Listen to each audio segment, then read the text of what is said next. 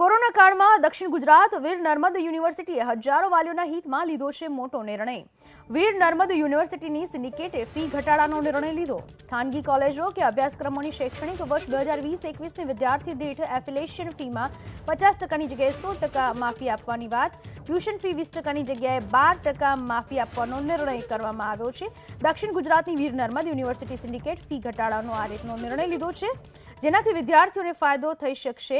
જે કોલેજોએ ચાલુ વર્ષની ફી વસૂલી લીધી છે એમને આગામી વર્ષમાં ફી મજરે મળશે, જ્યારે અભ્યાસક્રમની આખરી ફી સરકારની એફઆરસી નક્કી કરે તે પ્રમાણેનો નિર્ણય લેવામાં આવ્યો.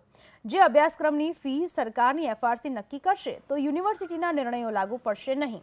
ખાનગી ફીમાં સુધારો કરવા માટે આગામી સિન્ડિકેટમાં રિપોર્ટ રજૂ કરવાનો અને જરૂર જણાય તો નવી કમિટી બનાવવાનો પણ નિર્ણય લેવાયો છે.